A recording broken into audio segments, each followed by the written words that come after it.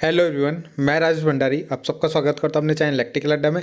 आज जो मैं आप सबके सामने नेक्स्ट वीडियो लेके आया हूं वो लेके आया हूं एक इम्पॉर्टेंट टॉपिक जो यूके बोर्ड के क्लास 10th और क्लास 12th के बच्चों के लिए है, जिनका बोर्ड का एग्ज़ाम है। ठीक है, तो उनके लिए एक इम्पॉर्टेंट टॉपिक लेके आया हूँ जिसके अंदर हम पढ़ेंगे कि लास्ट 100 डेज स्ट्रैटेजी। यानी जैसे कि आपको पता होगा कि अब आपका नवंबर स्टार्ट हो गया है, ठीक है, प्लस दिसंबर आपका रह गया है, ठीक है, एक जनवरी रह गया और एक फरवरी रह गया, ठीक है, ये 4 मंथ रह गए। तो इसमें भी फरवरी में अभी डेट फिक्स नहीं है, तो क्या पता लास्ट फरवरी से स्टार्ट हो जाए आपके एग्ज़ाम, ठीक है, लास्ट जो आपका वीक होगा उससे स्टार्ट हो जाए, ठीक। बीच में आपका एक प्री बोर्ड भी होगा अभी, ठीक है, और कुछ आपकी जो सर्दियों की छुट्टी होगी, है ना, तो वो भी पड़ेगी। तो यानी आप अगर मोटा मोटा गिनो तो आपके पास 100 डेज़ के आसपास रह जाएंगे, ठीक है। अब ये 100 डेज़ को आपको किस तरीके से यूटिलाइज़ करना है कि आप जो है, ठीक है, जो अपना 100% सिलेबस जो है वो कंप्लीट कर लो, है ना, और अपने अच्छे नंबर जो है गेन करें, ठीक है। जो आपके सब्जेक्ट हैं, मेन सब्जेक्ट्स या जो जितने भी सब्जेक्ट्स हैं आपके 5 सब्जेक्ट जो होते हैं, ठीक है, उसमें अच्छे नंबर गेन करें। तो क्या स्ट्रेटेजी आपको अपनानी चाहिए अभी से, ठीक है, क्योंकि अब आपको पता है लेवल थोड़ा अच्छा हो गया है पेपर का, ठीक है, पेपर थोड़े अच्छे तरीके से आने लग गए हैं, तो आपको थोड़ा अच्छे से मेहनत करनी पड़ेगी, ठीक है। तभी आप लोग इन पेपर्स में, बोर्ड के पेपर्स में अच्छे नंबर क्या कर सकते हो, गेन कर सकते हो, ठीक है। तो इसके लिए आपको अभी से तैयारी करनी पड़ेगी। ऐसे नहीं कि आप लास्ट 1 मंथ में पढ़ रहे हो, है ना, और उससे आप सोच रहे हो कि मेरी 90+ परसेंटेज बन जाए, ठीक, तो ऐसा नहीं होगा। आपको अभी से मेहनत करनी पड़ेगी, ठीक है। हाँ, अगर आप सोच रहे हो कि 1 महीने, तो 1 महीने में आप पढ़ोगे तो ज़्यादा से ज़्यादा पासिंग नंबर ही आपके आ पाएंगे, ठीक है। तो ऐसा नहीं मतलब अगर आपको अच्छे नंबर लेके आने हैं, 90+ आपको अगर अपनी परसेंटेज बनानी है, तो उसके लिए आपको अभी से प्रिपरेशन करनी पड़ेगी, ठीक है। तो इसमें आपको क्या क्या बातें ध्यान में रखनी है, जैसे कि मेरे को बहुत सारे जो है कमेंट भी आए थे बच्चों के, जैसे सर पढ़ाई कैसे करें कि अच्छे नंबर आ जाएं, ठीक है। जैसे कि यहाँ पे एक लड़की है, इसका मैसेज आया था कि हेलो सर, क्या अभी पढ़ना शुरू करने से 90% आ सकती है पीसीएम में, ठीक है। तो एक क्वेश्चन ये आया था मेरे पास, मतलब एक कमेंट ये आया था। बाकी ये आया था कि कोई टिप्स जो है मिल जाए, है ना, कि किस तरीके से पढ़ाई हमें करनी चाहिए। सीबीएसई बोर्ड वालों के लिए तो बहुत सारे वीडियोस बनाते हैं, ठीक है, तो उसके ऊपर क्या है, एक मतलब टिप्स जो है हमें बता दीजिएगा, ठीक है। एक कमेंट ये था, एक ऐसे भी आया था कि सर क्या अभी से मैं कैसे पढूं कि 12th में अच्छे नंबर आ जाएं, ठीक है। तो इस तरीके से कमेंट आपके आते रहते हैं, ठीक है। तो इन सब के लिए यही है कि कैसे सर पढ़ाई कैसे की जाए कि अब अच्छे नंबर आ जाएं, ठीक है। तो इसके लिए बस यही है कि किस किस तरीके से आपको, मतलब अब नए जो 100 डेज़ आपके बचे हैं, तो उसमें आपको किस तरीके से पढ़ाई करनी है वो हम इस वीडियो में आगे देखेंगे। तो सबसे पहले जो आपको यहाँ पे देखना है, आपको आपको अपना टारगेट सेट करना है, ठीक है। टारगेट आपको किस तरीके से सेट करना है, ठीक, आपको ये पहले ये सोचना है कि आपको कितने नंबर तक आपको पहुँचना है, ठीक है। आपको 95 से 100% के बीच में पहुँचना है, ठीक है, या 90 से 95 के बीच में पहुंचना है, या 80 से 90 के बीच में पहुंचना है। इस हिसाब से आपको अपना टारगेट सेट करना पड़ेगा, फिर उसी हिसाब से आपको प्रिपरेशन भी करनी पड़ेगी, ठीक है। अब जिसका टारगेट 95+ या 90+ होगा, तो उसको तो मेहनत ज़्यादा करनी पड़ेगी, ज़्यादा टाइम देना पड़ेगा पेपर्स जो क्वेश्चंस होंगे या जो बुक्स होगी उसको पढ़ने में, ठीक है। अब जिसका टारगेट केवल पास होना होगा, ठीक है, तो वो आप उनको थोड़ा कम भी, अगर वो थोड़ा कम भी पढ़ेंगे, मगर थोड़ा कम भी पढ़ेंगे तो उससे भी उनका चल जाएगा, ठीक है। या किसी का टारगेट 60% होगा तो उसको थोड़ा कम पढ़ के भी वो अच्छे नंबर गेन कर सकता है, ठीक है। मगर ये है कि जो है, देखो, जिसका टारगेट कम होगा तो उसको समझने में भी ज़्यादा टाइम लग रहा होगा, ठीक है, क्योंकि तभी उसने अपना टारगेट जो है 60% 50% लगाया है, क्योंकि वो अपने जो है जिस हिसाब से वो पढ़ाई करते होंगे तो उस हिसाब से ही उन्होंने अपना टारगेट सेट किया होगा। जो पढ़ने वाले बच्चे होंगे उन्होंने 95+ इसलिए टारगेट सेट किया होगा क्योंकि उन्हें पता है कि मैं इतने नंबर ला सकता हूँ या मैं इतनी मेहनत कर रहा हूँ, ठीक है, या कर रही हूँ, तो उसी हिसाब से उन्होंने अपना टारगेट सेट किया है। अब जो नहीं पढ़ रहे होंगे, कम पढ़ रहे होंगे, 1 घंटा 1.5 घंटा पढ़ रहे होंगे डेली, तो उन्होंने उसी हिसाब से अपना टारगेट सेट किया है। ठीक है, तो सबसे पहले मैं कहने का मतलब ये, आपको अपना टारगेट सेट करना पड़ेगा कि मेरे को इतने नंबर तक जाना है, तो उसके हिसाब से आपको प्रिपरेशन करनी पड़ेगी। ठीक है, तो जैसे ही आपने अपना टारगेट सेट कर लिया कि मेरे को इतने परसेंटेज तक जाना है, ठीक है, तो उसके बाद आपको स्टार्ट कर देना है अपना, ठीक है, अपनी पढ़ाई जो है वो स्टार्ट कर देनी है। ठीक, तो सबसे पहले आपको सिलेबस चेक करना है। क्या करना है? सिलेबस चेक करना है कि आपका जो सिलेबस है, सबसे पहले आपके पास सिलेबस की कॉपी होनी चाहिए। जो पीसीएम वाले बच्चे हैं, ठीक है, या जो 10th के बच्चे हैं जिनके पास क्या है, मैथ्स है, साइंस है ना, एसएसटी सब्जेक्ट है इंपॉर्टेंट, तो उन सब के सिलेबस आपके पास होने चाहिए। और सिलेबस से ही आपको जैसे जैसे आपके टॉपिक कंप्लीट हो रहे हैं उनको आपको टिक मार के अलग करना है। ठीक है, तो सबसे पहले आपको सिलेबस जो है आपका वो चेक करना है, क्योंकि बहुत से बच्चे क्या है, सिलेबस देखते नहीं है, सिलेबस में क्या क्या है और ऐसे ही पढ़ते रहते हैं। ठीक है, तो मेन आपके पास सिलेबस होना चाहिए। ठीक है, सेकंड चीज़, उसके बाद आप अपना टाइम टेबल जो है, एक टाइम टेबल सेट करना पड़ेगा। अब टाइम टेबल में बात आएगी, वही जो आपने टारगेट सेट किया है उसी के हिसाब से आपको अपना टाइम टेबल सेट करना पड़ेगा। ठीक है, अब टाइम टेबल किस तरीके से कि आपको देखो, जैसे 12th के बच्चे हैं, पीसीएम वाले बच्चे हैं, ठीक है, या पीसीबी वाले हैं, ठीक, तो उनको तीनों सब्जेक्ट के लिए टाइम देना पड़ेगा डेली। ठीक, तो उसी हिसाब से आप अपना टाइम टेबल जो है सेट कर सकते हो। तो सबके पास अपना एक टाइम टेबल होना चाहिए पढ़ने का, कि मेरे को शाम को इतने घंटे फिजिक्स को देने हैं, इतने केमिस्ट्री को देने हैं, इतना मैथ्स को देना है, ठीक है, इतना या बायो को देना है। तो उस हिसाब से आपको टाइम टेबल भी सेट करना पड़ेगा आपका। ठीक है, क्योंकि जब आपको टाइम टेबल पता होगा, ठीक है, और टाइम टेबल पता होगा तो आप उसी रूटीन को जब डेली करोगे ना, तो आपको हैबिट हो जाएगी, आदत पड़ जाएगी। तो जब आपको आदत पड़ जाएगी तो फिर आप उसको, मतलब आपको अच्छा लगेगा इस तरीके से करने। वरना क्या होता है, अगर आपका टाइम टेबल सेट नहीं है तो फिर आप कभी आप क्या करते हो, फिजिक्स को ज़्यादा टाइम दे देते हो, केमिस्ट्री को नहीं दे पाते। फिर कभी आप केमिस्ट्री को ज़्यादा टाइम दे देते हो, फिजिक्स को नहीं दे पाते, जो फिजिक्स में पढ़ा है वो भूल जाओगे। तो इसलिए क्या होता है, एक टाइम टेबल सेट होना चाहिए कि इतने इतने घंटे आप 1 घंटा दो तीनों सब्जेक्ट को, है ना, 1 1 घंटा, 3 घंटे हो गए, या आप आधा आधा घंटा दे रहे हो तीनों को, है ना। इसके ऊपर मैं अभी आगे आऊँगा कि किस तरीके से आपको, आप कम टाइम पे ज़्यादा अच्छे से पढ़ाई कर सकते हो। ठीक है, आप आधा घंटा दे के भी कैसे अच्छे नंबर ला सकते हो, कैसे आप कंप्लीट सिलेबस कर सकते हो। ठीक है, तो उसी हिसाब से आपको सेट करना पड़ेगा। और आपको एक टारगेट, यहाँ पे भी एक टारगेट सेट करना पड़ेगा। ठीक है, क्या टारगेट सेट करना पड़ेगा? डेली का, कि डेली आपको कितने क्वेश्चंस करने हैं। जैसे आप फिजिक्स पढ़ रहे हो तो फिजिक्स में आपको डेली कितने क्वेश्चन पढ़ने हैं या कितना टॉपिक पढ़ना है, ये आपका डेली का सेट होना चाहिए। जब तक वो कंप्लीट नहीं हुआ तब तक आपको बुक्स जो है बंद नहीं करनी। ठीक है, आपने डेली का देखा है कि मेरे को 5 क्वेश्चन करने हैं, तो डेली 5 क्वेश्चन आपको करने ही है। ठीक है, या आपने डेली का सेट कर रहा है कि मेरे को एक एक्सरसाइज करनी है मैथ्स की, तो एक एक्सरसाइज करनी है।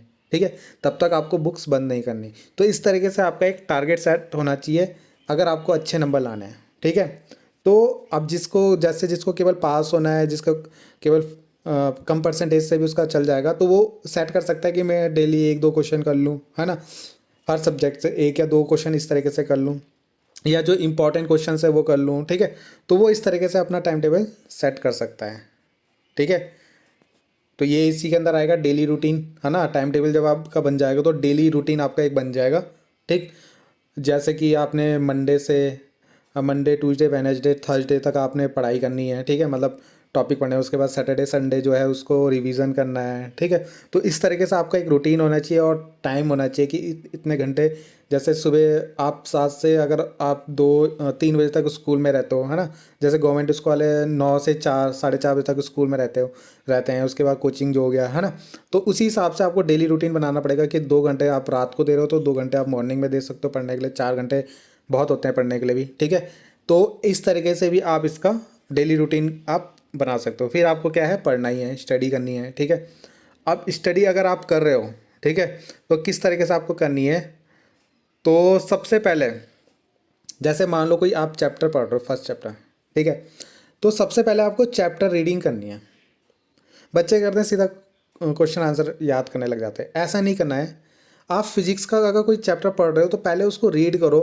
ठीक है, टॉप अगर रीड करो कि इस चैप्टर में है क्या क्या, ठीक है, बुक्स से पढ़ो, भले आपको उसको बुक्स की रीडिंग करने में 2 दिन लग जाए, ठीक है।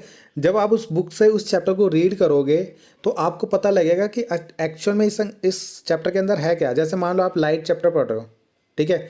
अब लाइट चैप्टर में जब आप बेसिक बुक से पढ़ोगे, ठीक है, कि सबसे पहले आपका रिफ्लेक्शन क्या होता है, उसके अंदर इमेज फॉर्मेशन क्या होता है, वर्चुअल इमेज, ये सब उसके अंदर आपको मिलता रहेगा टॉपिक, ठीक है।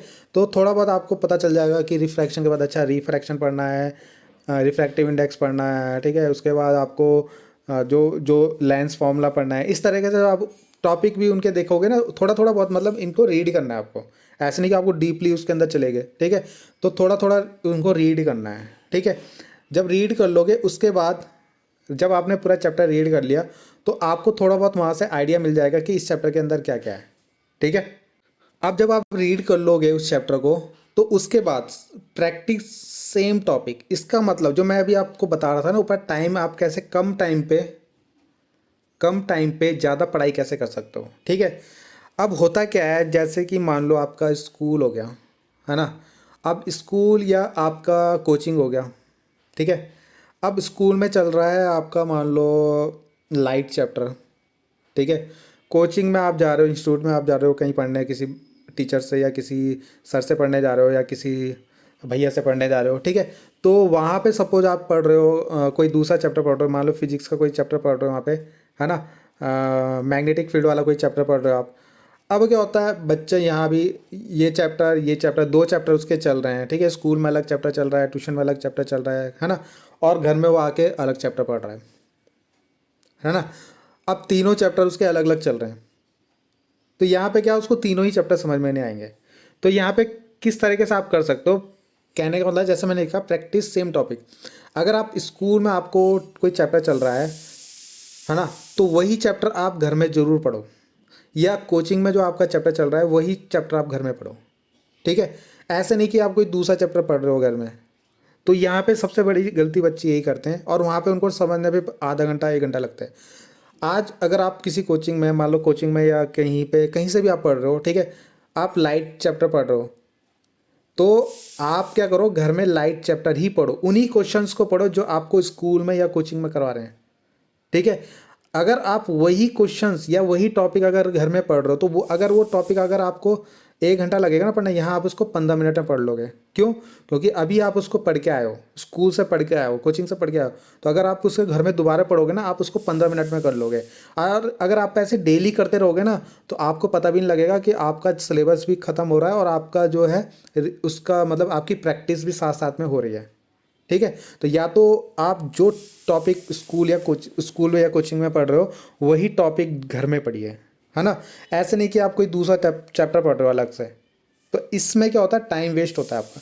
फिर आप जब इस लाइट चैप्टर को पढ़ने आओगे ना, मान लो 1 हफ्ते बाद 2 हफ्ते बाद, तब तक आपको जो पढ़ाया होगा स्कूल में या कोचिंग में तो तब तक आप भूल जाओगे। फिर इस चैप्टर को आप पढ़ोगे, यूट्यूब में जाओगे, कहीं और जाओगे पढ़ने, है ना, या मतलब बहुत टाइम वेस्ट हो जाएगा। तो सेम टॉपिक अगर आप पढ़ोगे तो इससे क्या होता है, टाइम की जो होती है बचत हो जाती है आपकी, ठीक है। इसके बाद आते हैं हम वर्क हार्ड या स्मार्ट, ठीक है। तो यहाँ पे आपको हार्ड वर्क नहीं स्मार्ट वर्क करना है, ठीक है। अब स्मार्ट वर्क कैसे कर सकते हो आप लोग, जैसे एक तो मैंने यही बताया आपको, ठीक है, कि टाइम को आप कैसे बचा सकते हो। जो टॉपिक आपके चल रहे हैं, है ना, जो आपके टीचर पढ़ा रहे हैं, उन्हीं टॉपिक को पढ़ो घर जाके। वो टॉपिक आप ना 15 मिनट में कंप्लीट कर लोगे, क्योंकि आपने वो स्कूल में ही पढ़ा है, कोचिंग में भी पढ़ा है। तो अगर 15 मिनट आप केमिस्ट्री में, 15 मिनट आप फिजिक्स में, है ना, ज़्यादा चलो 15 मिनट तो ज़्यादा बोल रहा हूँ मैं, मतलब कम बोल रहा हूँ, चलो 30 मिनट भी आप लगाओ तो 30 मिनट फिजिक्स में, 30 मिनट केमिस्ट्री में, 30 मिनट मैथ्स में, ठीक है। ये 1.5 घंटे में आपने देखो तीनों चैप्टर रिवीजन कर लिए, मतलब तीनों सब्जेक्ट रिवीजन कर लिए। या चाहे 10th में आप आधा घंटा मैथ्स को, आधा घंटा फिजिक्स को, 1 घंटे में आपके रिवीजन हो गया पूरा, ठीक है। तो इस तरीके से आप क्या है, जो वर्क स्मार्ट वर्क कर सकते हो, ठीक है। और यही आपको डेली करना है, तो इससे क्या होगा, सब आपका जो जो चलता रहेगा स्कूल में या कोचिंग में, वो आपका साथ में डेली रिवीजन होता रहेगा, ठीक है। और अभी रिवीजन के ऊपर भी आएंगे, ठीक है। तो आपको ये स्मार्ट वर्क करना है। बाकी आप क्या कर सकते हो, जैसे उसके बाद आपने जैसे चैप्टर रीडिंग कर लिया, है ना, मान लो जो स्कूल में चल रहा था वो चैप्टर आपने रीड कर लिया, फिर वो टॉपिक पढ़ लिए, तो आपको मेन टॉपिक छांटने। अब मेन टॉपिक कैसे पता चलेंगे आपको, प्रीवियस ईयर के 5 ईयर के क्वेश्चंस ठीक है। जो प्रीवियस ईयर के 5 ईयर के क्वेश्चंस है, या तो पेपर अपने पास डाउनलोड करके रख लो, ठीक है, या उनकी फ़ोटोकॉपी करके रख लो, ठीक। तो जो भी क्वेश्चंस हैं उनको देखो, और जो टॉपिक जो क्वेश्चंस आ रखे हैं उन टॉपिक को, मेन टॉपिक वो आपके हो जाएंगे, उनमें आप ज़्यादा फोकस करो, ठीक है। हाफ ईयरली में जो अभी आपके क्वेश्चंस आए थे उनको देखो कि कौन कौन से क्वेश्चन आए थे, वो टॉपिक आपको अच्छे से पढ़ना है, ठीक है। एनसीईआरटी के बुक के जो क्वेश्चंस होंगे उनको करो, ठीक है। तो इस तरीके से आप क्या कर सकते हो, जो आपके मेन जो आपका जो चैप्टर है उसके अंदर से आप मेन टॉपिक को छाट सकते हो, जब आप प्रीवियस ईयर के 5 ईयर के क्वेश्चन आप कर लोगे, ठीक है। तो ये आपको करना है। तो सबसे पहले आपको चैप्टर रीडिंग करना है, ठीक है। चैप्टर रीडिंग करने के बाद क्या करना है, उनके अंदर मेन टॉपिक ढूंढें।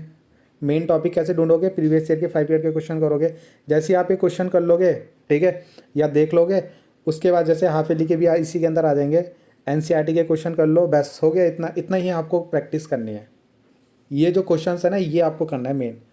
चैप्टर पहले रीड करना है, उसके बाद ये 5 ईयर के क्वेश्चन, हाफ ईयरली का पेपर, और आपको एनसीईआरटी के क्वेश्चन। और अभी आप लोगों को पता है कि आप लोगों को एक चीज़ बताना चाह रहा हूँ, सैम्पल पेपर भी आपके आ गए हैं, ठीक है। तो सैम्पल पेपर भी आपको करने हैं। अभी 2 सैम्पल पेपर आपके आए हैं, फिजिक्स के 2, केमिस्ट्री के 2, मैथ्स के 2, तो उनको भी आपको करने हैं अभी। वो भी मैं अब कल परसों से स्टार्ट कर रहा हूँ उनके वीडियोस बनाना, ठीक है। तो वो भी आप कर सकते हो। और प्रीवियस 5 ईयर के क्वेश्चन भी मैंने पहले से सॉल्व करा रखे हैं, तो यहाँ पे भी आप टाइम अपना बचा सकते हो, अगर आपको टाइम बचाना है। वरना अगर आप ढूंढने जाओगे तो एक ही पेपर करने में आपको 3-4 दिन लग जाएगा। मैंने इनके ऊपर सेपरेट वीडियोस बनाई है, आप वहाँ पे जाके क्या अपना टाइम बचा सकते हो। आपको एक ही वीडियोस में सारे चैप्टर वाइज मैंने बनाया है, इसलिए कि आपको प्रीवियस 5 ईयर के क्वेश्चन मिल जाएंगे, और वो चैप्टर के अंदर वो इंपॉर्टेंट टॉपिक आपको पढ़ना है, जो क्वेश्चन में आए हैं, ठीक है, पेपर्स में आए।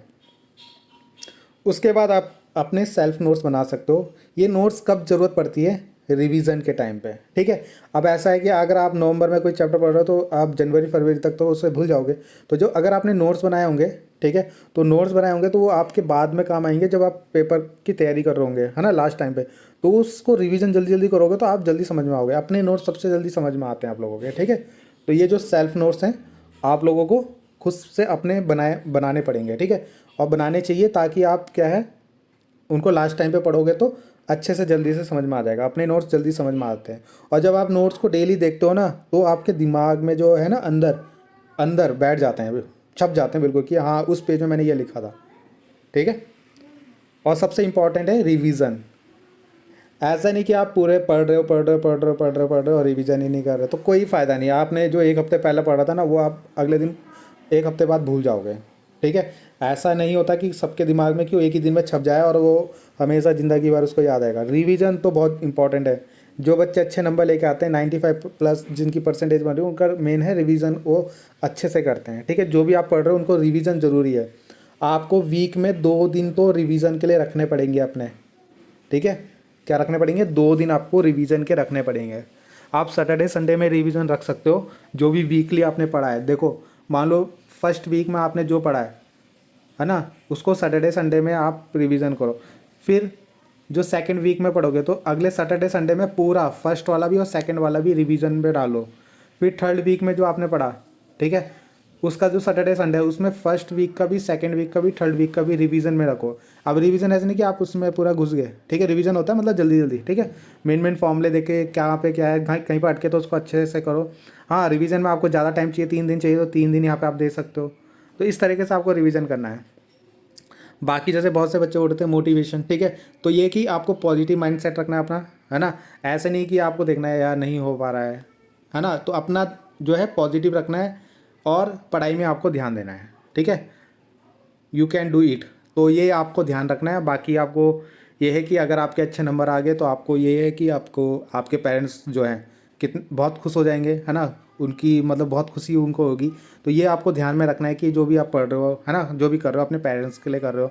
पेरेंट्स जितनी मेहनत आप लोगों के लिए कर रहे हैं, आप उनको कुछ ना कुछ रिटर्न में उसको दोगे। तो रिटर्न में आप क्या दे सकते हो, अच्छे नंबर लेके जो आप लेके आओगे तो वही आप उनको रिटर्न में दे सकते हो, ठीक है। तो उनसे उनको बहुत खुशी होगी, उनको भी नहीं लगेगा कि हमने जो मेहनत करी वो बेकार गई, ठीक है। तो ये चीज़ें आपको रखनी है, ठीक। बाकी ये मैंने क्या है 12th के ऊपर आपको पता है PCM बायोलॉजी में मेन फोकस रखना है। 10th वालों को मैथ साइंस SST में ज़्यादा फोकस रखना है। बाकी मैंने आपको जैसे वीडियोस बनाई हैं, फिजिक्स की 6-8 वीडियोस बनी है चैप्टर वाइज, तो वहाँ पे आपको प्रीवियस 5 ईयर के क्वेश्चन सारे मिल जाएंगे, ठीक है। पिछले साल का सैम्पल पेपर अलग से बनाए हैं, इस साल के सैम्पल पेपर कल परसों से स्टार्ट हो जाएंगे बनाने, ठीक है। केमिस्ट्री के भी 6 वीडियोस बनाई है। अगर आप देखो 8 और 6 14 मतलब 50-50 की मिनट की वीडियो होंगी, तो अगर आप ये 14-15 घंटे इनमें दे दोगे ना, तो आपका ये लगा लो फर्स्ट एक बुक इनकी कंप्लीट हो जाएगी। यानी 15 घंटे मतलब आधा दिन, ठीक है। चलो 15 घंटे को अगर आप ट्रिपल भी कर लो, ठीक है, 45 आवर, ठीक है। तो अगर आप इनको 3-4 दिन भी पढ़ोगे ना, चलो एक हफ्ता ले लो दोनों को, तो एक हफ्ते में केमिस्ट्री की, एक हफ्ते में फिजिक्स की आपकी पहली बुक कंप्लीट हो जाएगी, क्योंकि इनके अंदर पहली वीडियो मैंने पहली जो बुक है वो कंप्लीट करवा रही है, ठीक है। तो यानी एक हफ्ते में आप इनको कंप्लीट कर सकते हो प्रीवियस 5 ईयर के क्वेश्चंस, ठीक है। और वैसे 10th के ऊपर 8 चैप्टर तक मैंने सारे इंपॉर्टेंट जो प्रीवियस ईयर के क्वेश्चंस हैं 5 ईयर के वो करवा रखे हैं, ठीक है। और बाकी जो है वो आप अब आगे आपके हो जाएंगे। तो इतना था आज के लिए कि आपको 100 डेज़ में ये आपको जो है इस तरीके से आपको फोकस करना पड़ेगा अपनी पढ़ाई में, ठीक है। तभी आप जितना भी आपने टारगेट सेट करोगा वो ईजिली कर लेंगे, मतलब ईजिली अचीव कर लोगे आप लोग उसको, ठीक है। तो बस इतना ही था इस वीडियो में। बाकी जो भी है आपके सैम्पल पेपर्स आ चुके हैं, ठीक है, तो उनको मैं धीरे धीरे कराना स्टार्ट करूँगा। तो कल से आपके सैम्पल पेपर जो हैं अपलोड हो जाएंगे, ठीक है, फिजिक्स के, केमिस्ट्री के, मैथ्स के, ठीक है, क्लास 12th के लिए, और क्लास 10th का भी मैथ्स और साइंस का भी मैं धीरे धीरे आपको कंप्लीट करवा दूंगा, ठीक है। बाकी आप इनकी जो आपकी यूके बोर्ड वालों की वेबसाइट है वहाँ पे आप जाके देख सकते हो, ठीक है, वहाँ पे आपको सारे सैम्पल पेपर भी मिल जाएंगे, ठीक। तो बाकी मिलते हैं नेक्स्ट वीडियो में। Thank you.